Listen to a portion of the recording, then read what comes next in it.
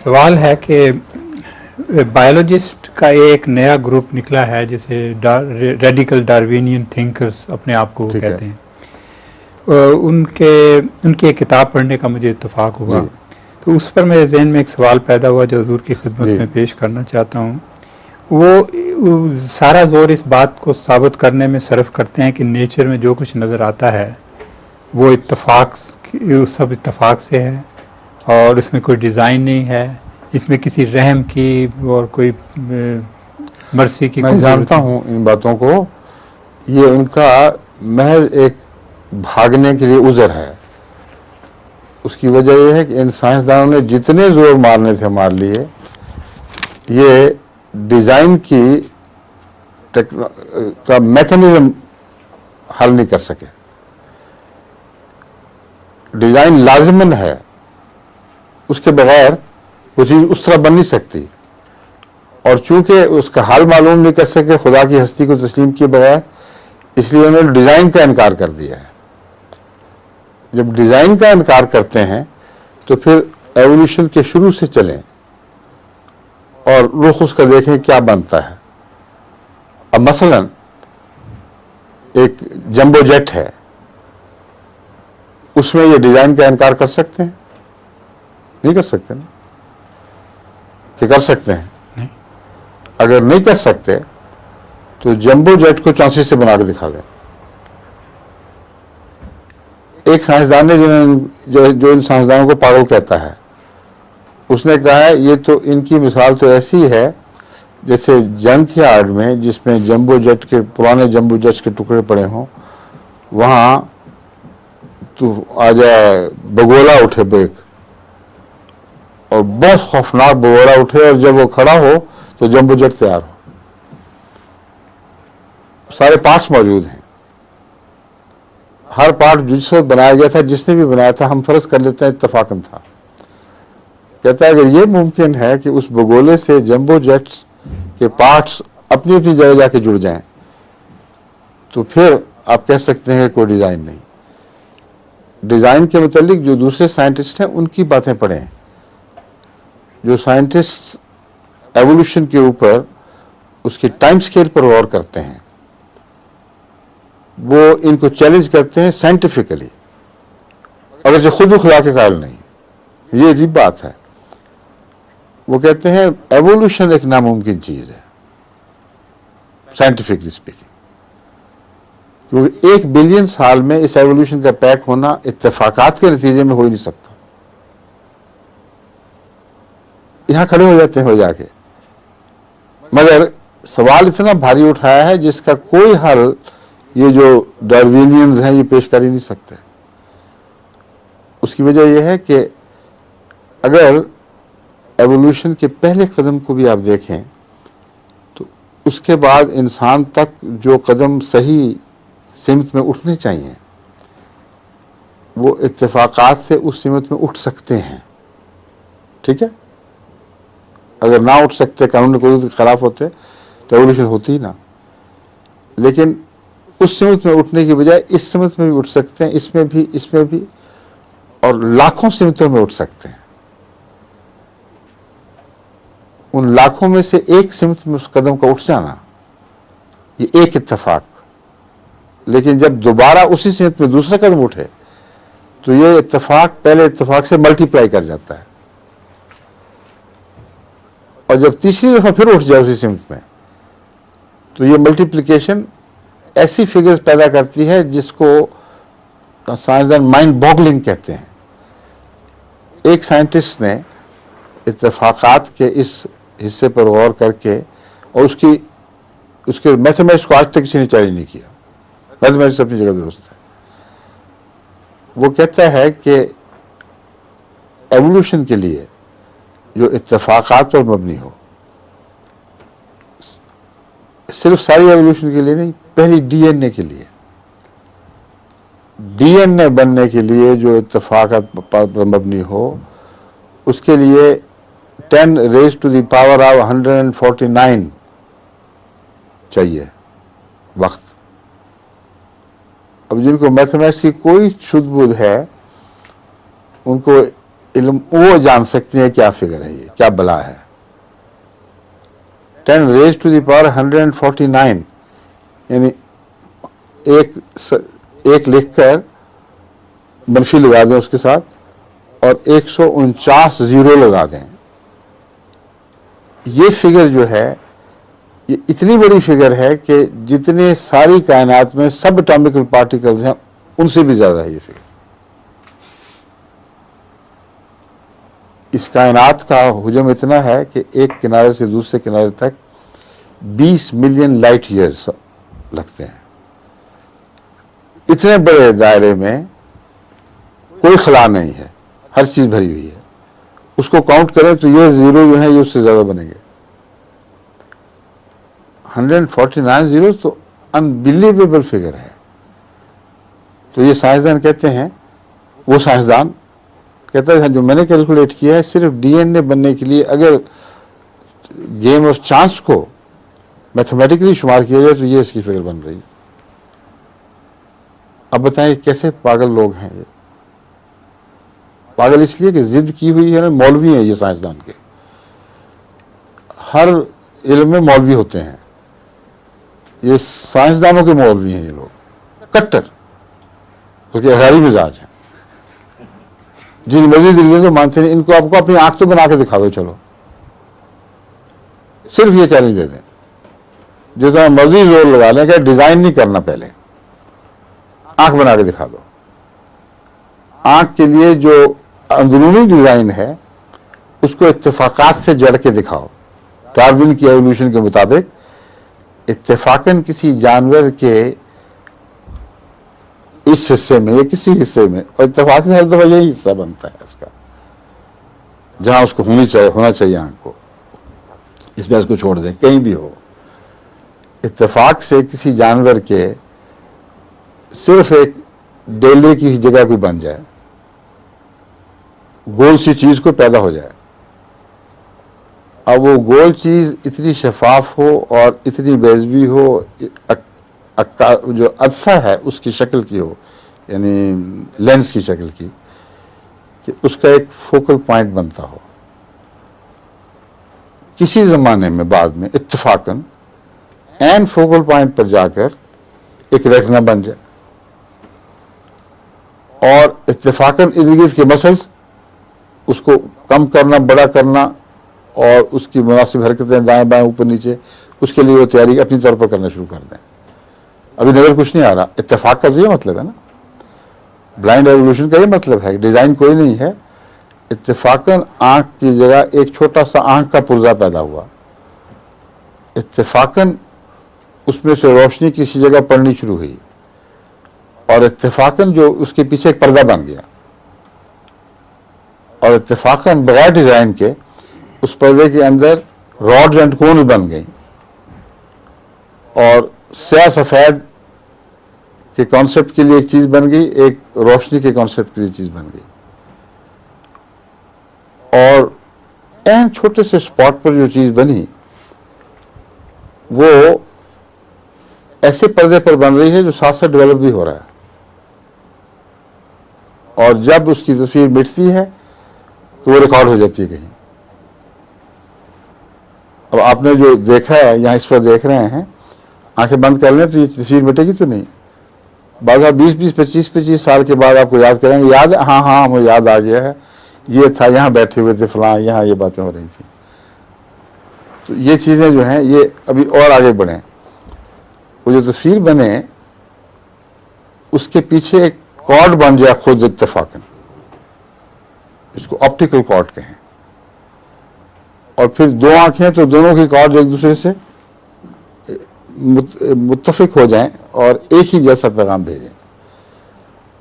और इत्तेफाकन सर के पीछे इस पैगाम को जो तस्वीर की सूरत में नहीं है, सिर्फ पल्सेस हैं। अव्वल तो कॉर्ड में पल्सेस पैदा होना और उस जगह की जो नुक्ते में चीज बनी हुई है उसकी पल्सेस को पीछे मुंतकिल करना, ये किस इत्तेफाक से पैदा हुआ है। और फिर पीछे जो दिमाग है उसमें कोई ऐसी जगह जाके वो पैगाम पहुंच के खत्म होता है जो आगे फिर एक पूरा लेबोरेटरी सिस्टम है, फौरी तौर पर आपको बता रहा है कि तुम क्या देख रहे हो, हालांकि तस्वीर पीछे नहीं पहुंची। जो रोशनी है वो तो पर्दे में रुक गई वहां जाके, उसने तो कुछ भी नहीं किया आगे।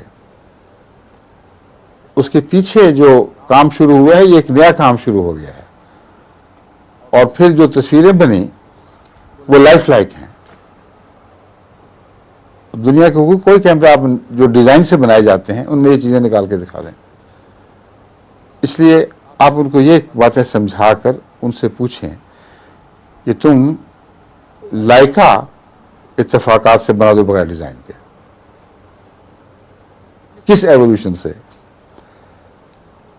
लाइका की जो बेहतरीन किस्म है या हसबडाट का जो बहुत आला किस्म का कैमरा है, वो इंसानी आंख के मुकाबले पर कुछ भी हैसियत नहीं रखता, कोई निस्बत ही नहीं है। कोई ऐसा कैमरा नहीं है जो सारी दुनिया को एक वक्त में पूरी कायनात को देख रहा हो और वो तस्वीर छोटी सी हो एक, जो अंदर जाके इतनी बड़ी दिखाई दे कि आप आसमान पर नजर जा रहे हैं तो आधा आसमान यानी आधी कायनात आपको नजर आ रही हो। बैक उसी वक्त उसकी डेवलपमेंट हो रही है, और चूंकि तस्वीर उल्टी पड़ रही है उसको सीधा करने का इंतजाम पीछे मौजूद, जो नेगेटिव है उसको पॉजिटिव बनाने का इंतजाम मौजूद, और साथ साथ धुलती जाती है। हर दफा आंख झपकते हैं तो वो तस्वीर धुल के पीछे कहीं रिकॉर्ड हो रही है, और वो बेशुमार प्लेटें हैं जो इंसानी जिंदगी के लम्हात के साथ तकसीम होकर अनगिनत बन जाती हैं। उनकी अपनी अपनी जगह रिकॉर्डिंग मौजूद है जहां से जब चाहें आप रिकॉल कर लें। बचपन में आपने कोई चीज खाई है, आपको मजा आया था, तो और देख रहे हैं कि ये खाना था, ये उसने पेश किया था, आपको मेहनत तो नहीं करनी पड़ेगी, फौरन आपके सामने आ जाएगा। तो ये बताएं, साइंसदान से कहो कि ऐसा कोई इंसानी कैमरा तो दिखा दो, या इसी चीज को एवोल्यूशन के जरिए साबित करके दिखा दो। डार्विन के ऊपर मैंने काम किया हुआ है।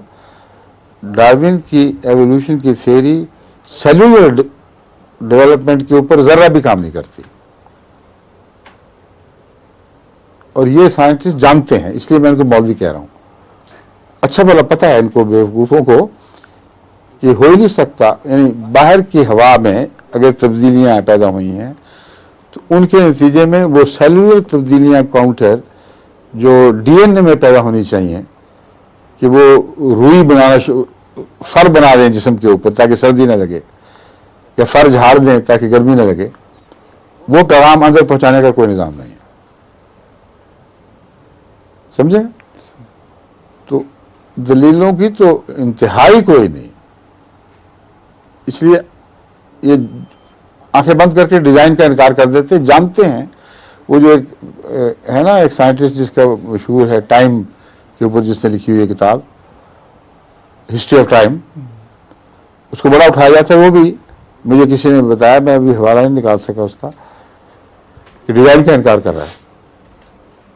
डिजाइन का इसलिए इनकार कर रहे हैं कि जानते हैं कि डिजाइन को माना तो खुदा को मानना पड़ेगा, और अगर प्री प्लान्ड कायनात ना हो तो जो एक आंख की मिसाल दी तो कुछ भी नहीं उसके मुकाबले पर, जितनी उसके लिए आपको पहले से प्लानिंग की जरूरत है। इंसान की तरफ मौत की हरकत 1 बिलियन साल क्या इटर्निटी में भी नहीं हो सकती, क्योंकि ब्लाइंड चांसेस के लिए हर अगला कदम उठाने के लिए पहले सबसे मल्टीप्लाई करना पड़ता है, और एवोल्यूशन में बिलियंस बल्कि ट्रिलियंस ऐसे चांसेस हैं कि जहां फैसला करना पड़ता है। चुनांचे कुरान करीम ने एक सूरत में यही मजमून बयान फरमाया। भाई ये लोग बेवकूफ, क्या ये खुद अपने खालिक हैं? डिजाइन उन्होंने खुद किया था? नहीं किया, तो फिर ये फैसला कैसे हुआ है? हर कदम पर जहां एक फैसला करना पड़ा है। वो आयत बार बार रिपीट हो रही है, कौन सी आयत है वो? अमनानुल खालिकून। हाँ, कि जब ये चीज यूं बनाएगी वहां, उसके बाद ये चीज यूं बनाएगी, उसके बाद ये यूं बनाएगी, तो ये खुद अपने खालिक थे? नहीं थे, इनकी कॉन्शियसनेस में डिजाइन का तस्वुर ही कोई नहीं था। फिर कौन था जिसने उसकी तख्लीक की है, किसने डिजाइन किया है? और फिर हर मौके पर एक और आयत अल्लाह ताला फरमाता है, हर मौके पर फैसले करने पड़ते हैं। वो फैसला करने वाली ताकत अल्लाह की है कि इस कदम को इधर नहीं उठना, इधर उठना है। ये डिजाइन से होता है। बस इंसानी जिंदगी में ये डिजाइन हर इंसानी तख्लीक में मौजूद है। अगर डिजाइनर को निकाल दें तो वो चीज जो साइंटिफिकली मुमकिन है नामुमकिन हो जाएगी। हर डिजाइनर को अगला कदम रखना पड़ता है। यहाँ ये हो गया, अब अगला पॉइंट ये है, फिर अगला पॉइंट ये है। तो साइंटिस्ट ने, जो एवोल्यूशनिस्ट हैं, मौजूदा इस किस्म के साइंटिस्ट से बहुत बड़े बड़े जिन्होंने सारी जिंदगियाँ नेचुरल हिस्ट्री पे काम किया है, वो कथित तौर पर ये हवाले देके मिसालें देते हैं कि हमने देखो, हमने लेबॉर्ट्री में इन चीज़ों को इस तरह आगे बढ़ाने की कोशिश की। डिज़ाइनर हम थे, मौजूद थे, उसको आगे बढ़ाते थे, लेकिन एक जगह पहुंचकर हमें महसूस हुआ कि हल है ही नहीं, क्योंकि जिस चीज़ ने जो चीज़ पैदा करनी थी, उस पैदा होने वाली चीज़ के बगैर वो पहली चीज़ मुमकिन नहीं थी। समझे? मुर्गी पहले थी कि अंडा पहले था? इस बहस को उठाते हैं साइंसदान बार बार, लेकिन मैं उनकी बात कर रहा हूँ जो इंसाफ पसंद हैं। वो खुदा माने ना माने मगर हार जाते हैं, कहते हैं बिल्कुल हम हार गए, सारी उम्र कोशिशें की, मेहनतें की, मगर यहाँ पहुंचकर आगे हमारे पास कोई जवाब नहीं। कोई वजह है, कोई बात है कि जिंदगी ने अगला कदम उठाया है जबकि वो नहीं उठाना चाहिए था उसको। समझे? एक आयत तो ये है जो सूरह अल-वाक़िया में है कि नहनु आऊज़ु बिल्लाहि मिनश शैतानिर रजीम, नहनु आऊज़ु बिल्लाह, नहीं अच्छा, आऊज़ु बिल्लाहि मिनश शैतानिर रजीम, नहनु खलक़नाकुम फलौला तुसद्दिक़ून अफ़रअयतुम मा तुमनून अंतुम तख़लुक़ूनहु अम नहनुल ख़ालिक़ून नहनु क़द्दरना बैनकुमुल मौत व मा नहनु बिमस्बूकीन अला अन नुबद्दिल अम्सालकुम व नुनश्शिअकुम फ़ीमा ला तालमून।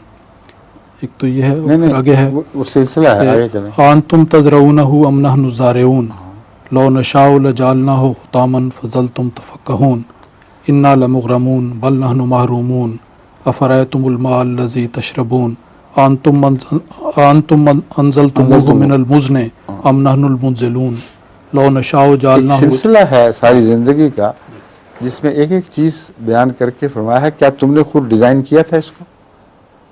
अगर नहीं किया था तो फिर हम कहते हैं हमने किया है, और इस बात का सबूत हर चीज के अंदर मौजूद है कि एक डिजाइनर है। क्योंकि पानी जिसका जिक्र फरमा रहा है अल्लाह ताला, इसके बगैर जिंदगी मुमकिन नहीं। और पानी का जमीन से, पानी का समंदर से इस तरह उठाया जाना और मुतफर्रिक़ कवानीन का इकट्ठे हो जाना इस बात पर कि ये पानी उठेगा और साफ होकर उतरेगा, इन कवानीन की तख्लीक डिजाइन चाहती है। असल पानी जिसका जिक्र फरमाया गया है, ये किस तरह उठता है? बादलों की सूरत में। समंदर से अगर पानी को साफ शफाफ करके दोबारा ज़मीन पे उतारना हो तो साइंटिस्ट ज़रा डिज़ाइन करके दिखाएं, मगर उसके लिए कवानीन कुदरत का मुकर्रर करना ज़रूरी है। एक कानून खुदा ताला ने यह बनाया इसके लिए कि जब पानी से भाप उठेगी तो वो पानी का गंध, सॉल्ट, हर चीज़ पीछे छोड़ जाएगी, साथ लेके नहीं उठेगी। समझे? और दूसरा कानून ये बनाया कि जब वो उठेगी तो बिजली पैदा होगी इससे। निचली सतह का एक चार्ज होगा और उठने वाली सतह का दूसरा चार्ज होगा। ये कानून है। अब ये क्यों है? ये कानून किसी पर्पस के लिए होना चाहिए। पर्पस ये है कि अगर ये ना होता तो दोबारा पानी नीचे उतरता ही ना। फिर ये बिजली ही है जो बादलों को फोका या भरा हुआ बनाती है। असल में पहाड़ों पर जो बिजलियों के कड़के पड़ते हैं वो इसलिए है कि जब ये पानी अव्वल तो साफ होकर उठता है, फिर हवाओं का जिक्र फरमाया गया। हवाएं उसको लेकर एक खास सिमतें चलती हैं, आगे पहाड़ों की रोकें बनाई हुई हैं। अगर वो रोके ना हो तो सराय अरब की तरह बादल गुजर जाएंगे, कुछ भी नहीं होगा। वहां उन रोकों पर जाके इकट्ठे होंगे बादल और डेंस होंगे। जब डेंस होंगे तो फिर भी वो पानी नहीं बन सकते। फिर उस बिजली की लहरों की ज़रूरत है जो एक मनफी बिजली दूसरी बिजली मुस्बित बिजली की तरफ या बरक्स उसके हरकत करे। उसके कड़ाके से तेजी से गुजरने के नतीजे में कई चीज़ें पैदा होती हैं। एक चीज़ जो सबसे अहम है वो पानी के बनने का अमल है। ये हर छोटी क्लास का जो स्कूल का तालिब इल्म वो भी जानता है साइंस का कि कोलेस्ट्रॉल सोल्यूशन, कोलाइडल सोल्यूशन से मुराद है जिस्म के अंदर खून एक पानी की शक्ल में है, उसके अंदर जर्रे लटके हुए हैं। देखने में एक सुर्ख माया दिखाई देता है मगर उसके अंदर गोल गोल छोटे छोटे जर्रे लटके हुए हैं। वो जो जर्रे हैं वो कंपाउंड नहीं है। अगर कंपाउंड हो तो बस हम रंग मिला दें किसी चीज़ में तो वो कंपाउंड बन जाता है, यानी मिक्सचर बन जाएगा या कंपाउंड बन जाएगा। मिक्सचर या कंपाउंड में बिजली गुजारो तो प्रेसिपिटेट नहीं करेगा उसको। लेकिन कोलाइडल सोल्यूशन अगर हो तो कोलाइडल सोल्यूशन की में खुदा ताला ने यह कानून रख दिया है कि हर जर्रा मालिक्यूल वो दूसरे मालिक्यूल के साथ एक बिजली का ताल्लुक़ रखता है। एक हिस्सा मनफी है, एक मुस्बित है। जब उसमें से बिजली गुजरती है तो उन दोनों हिस्सों को वो जोड़ देती है और जो बिखरे हुए जर्रे थे वो एक दूसरे से जुड़ने लग जाते हैं गुजरती हुई बिजली के असर से। लेकिन इससे पहले उनके अंदर डिवीजन मौजूद है, माइनस और पॉजिटिव चार्जेस मौजूद हैं। वो चार्जेस ना हो तो ये अमल नहीं हो सकता और ये कोलाइडल सोल्यूशन में ज़रूरी था। तो पानी जो उठता है वो कोलाइडल सोल्यूशन नहीं होता। लेकिन जब ये बिजली का अमल इस पर होना हो, जब बारिश बनानी हो, तो उससे पहले अल्लाह ताला इसको कंडेंस इस तरह करता है कि साइंटिस्ट मुत्तफिक हैं कि ये कोलाइडल सोल्यूशन बन जाता है। हवा में पानी के कतरे इस तरह हो जाते हैं कि वो कोलाइडल सोल्यूशन की तरह ऐसी शक्ल इख्तियार कर जाते हैं कि बिजली उसमें से गुजरेगी तो जो अलग अलग मॉलिक्यूल जब इकट्ठे होकर भारी कतरे बन जाएंगे। अब ये दोबारा ड्रॉप करने के लिए अल्लाह ने यह कानून बनाया हुआ है। अब बताएं ये डिजाइन है या किसी मौलवी का किस्सा है? मौलवी समझते हैं कि हर चीज उसकी कुदरत में है। वो ये मौलवी उन दूसरों की किस्म के हैं। वो कहते हैं कोई डिजाइन हो ना हो, आप ही हर चीज हो सकती है। दोनों दरअसल खुदा के मुनकिर हैं। वो खुदा की कुदरत और उसकी शान के मुनकिर हैं मौलवी कि जब कहा खुद बना दिया, जब जो मर्जी बना दिया। और ये लोग खुदा के अमल दखल के मुनकिर हैं। लेकिन जब कायनात को पढ़ते हैं तो बिल्कुल और चीज़ दिखाई दे रही है। अब ये बिजली का अमल है, इसने पानी गिराया है और पहाड़ों पर अगर ये ना गिरता तो खुश्क ज़मीनें, फ़र्ज़ करें अगर पहाड़ के बगैर मुमकिन होता तो रिजर्वोयर नहीं बन सकते थे पानी के। जब तक बारिश होती सरसब्जी और शादाबी दिखाई देती, बारिश ख़त्म, कुछ देर के बाद ख़त्म। पहाड़ों पे इसके बर्फ़ों के तौदे लग जाते हैं जो इस बात के ज़ामिन बन जाते हैं कि वहाँ से फिर आहिस्ता आहिस्ता पानी नीचे उतरे। नंबर 2, खाद कहाँ से मिलती? पहली ज़िंदगी को नशोनुमा के लिए ये जो बिजली के कड़के हैं ये नाइट्रोजन को हवा में इस्तेमाल करके उसके साथ इतनी खाद बना देते हैं कि वो बारिश के पानी के साथ उतरती है। और अगर ये अमल ना होता, नाइट्रोजन के ऊपर बिजली का ये असर कि वो मिलाकर उसको खाद बना दे, तो पानी जितना मर्जी उतरता कुछ भी नहीं होना चाहिए। हरियावल जितनी पहाड़ों पर बेशुमार सब्जी दिखाई देती है, बावजूद इसके कि हर वक्त साइल कट रहा है और नीचे धुल रहा है, उसकी वजह पानी की ग़िज़ाइयत है। उस पानी के अंदर गैर मामूली तौर पर खाद बनाने का और शामिल करने का ये इंतज़ाम है ऊपर बिजली के ज़रिए से कि साइंसदानों ने कैलकुलेट किया है कि एक दिन में पहाड़ों पर जितनी खाद बन जाती है, सारी दुनिया के इंसानी कारखाने सारे साल में उतनी खाद नहीं बनाते। ये फिर बिजली का अमल पानी के उठने के साथ शामिल है। फिर ओजोन, अगर ओजोन ना होती तो ये अमल मुमकिन नहीं था। ये जो ओजोन पैदा होती है O3, इसकी वजह से ये फिर खाद का अमल बनता है। और ओजोन एक और काम भी कर जाती है साथ कि वो फिजा को जरासीम से पाक कर देती है। तभी जब बारिश की हवा आती है ना, तो वो ओजोन की वजह से वो ताज़ा लगती है हमें। और ओजोन खुद जिंदगी के लिए मौलिक है, लेकिन जब उसको इस तरह इस्तेमाल किया जाए तो जिंदगी के लिए ज़रूरी है, लाजमी है। और उसकी वजह से जरासीम भी मिट गए सारे। साफ शफाफ पानी आसमान से उतरा, खाद लेकर उतरा, और ओजोन के नतीजे में उसके अंदर हर किस्म के जरासीम खत्म हो गए। समझे? और ये जो पानी है फिर ये सारा अमल दोहरा के गंदा हो के जो बचा खुचा जो भी है समुद्र में वापस मिलता है, तो वहाँ से फिर उसको ये अमल उठाना शुरू कर देता है। और ये कानून बना लिया अल्लाह ने कि पानी के ऊपर हवा ये अमल दिखाएगी कि धूप हो या ना हो, गर्मी हो या ना हो, पानी जब हवा पे जब पानी पे चलेगी तो पानी जरूर उठेगा। ये भी कानून है। किसने बनाया, क्यों बन गया? तेल क्यों नहीं उठ जाता? और बेशुमार चीजें हैं वो खुद बहुत क्यों नहीं उठती? पानी पर यह कानून है अल्लाह ताला का कि पानी पर जब हवा चलेगी पानी उठेगा, और जब उठेगा तो बिजलियां बनाएगा। और बिजली बनाने का कारखाना ऐसा बना के तो दिखाएं।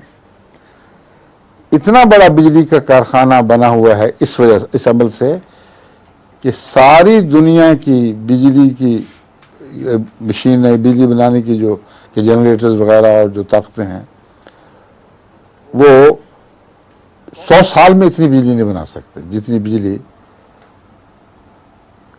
एक साल या चंद थोड़े अरसे में अल्लाह ताला के अमल से ये खुद ब खुद पैदा हो रही है, बन रही है। ये बिजली के अमल का कानून किसने बनाया है? क्यों इसके साथ उसको बांधा गया? क्यों इसने वहां जाके फिर ऊपर अमल दिखाया दोबारा? क्यों इसके नतीजे में ओजोन बनी?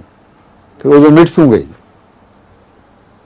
बनी और गायब हो गई इसलिए कि अगर वो गायब ना होती तो सारी जिंदगी को हलाक कर देती। इसलिए कानून कुदरत देखें, अब ओजोन जो सबसे ज्यादा हैवी वो है गैस, उसको ऊपर आसमान पे रखा हुआ अल्लाह ताला ने, और नीचे उतारता है उस वक्त जब जरूरत पड़ती है, फिर डिस्ट्रॉय कर देता है उसको। इतनी हैवी गैस ऊपर क्या कर रही है? कार्बन डाइऑक्साइड नीचे बैठ जाती है और ओजोन ऊपर जाके बैठी हुई है। उसके लिए ऐसा अमल खुदा ने बनाया है कि वो नीचे आ ही नहीं सकती, ऊपर बन के काम करती है और डिस्ट्रॉय हो जाती है। क्या काम कर रही है वो? सारी ऑस्मोटिक रेडिएशन, ऑस्मोटिक नहीं यानी कॉस्मिक रेडिएशन, उसकी छाननी है ओजोन। उसमें से सिर्फ उस रेडिएशन को नीचे उतरने देती है जो इंसान की बका के लिए जरूरी है। बाकी सारी रेडिएशन को ऊपर ही काट छांट के फेंक देती है। अब मुझे बताएं तो सही, डिजाइन नहीं है तो क्या है ये? स्वैश के पागल का नहीं, मैंने नहीं माना, नहीं माने तो जाए जहन्नम में, हमें कैसे?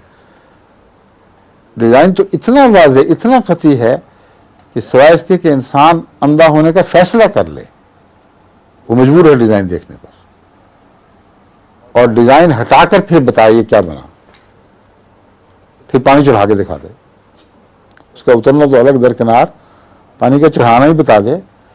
और फिर इतने परफेक्ट डिजाइन में कि वो उनके रुख हवाओं के, कुरान करीम इसका भी जिक्र फरमा रहा है, ऐसे हैं कि वो पहाड़ ऐसी जगह बनाए गए जहां हवाओं के रुख उनसे टकरा रहे हैं, और वहां से पानी उतर के फिर जमीन के हर हिस्से को सैलाब कर रहे हैं।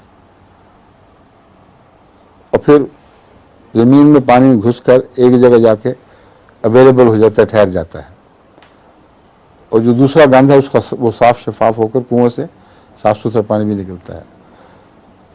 अगर वही डूबता चला जाता, कुरान करीम इस बात को भी उठा रहा है कि तुम्हें डिजाइन क्यों नहीं नजर आ रहा, अगर उसी पानी को हम और डुबो देते तो तुम जितना मर्जी जोर लगा लेते, तुम पानी जमीन से खींच नहीं सकते थे। इसलिए कि लेयर खुदा ने एक वहां बनाई है चिकनी ऐसी अक्सर जगह कि जहां जाके पानी फिर मजबूर है ठहरने पर, उसकी पॉकेट्स बनाई हुई हैं, वहां से हम निकालते हैं और पीते हैं। और कितनी चाहिए आपको डिजाइन? सही, बस काफी हो गया है ना? काफी।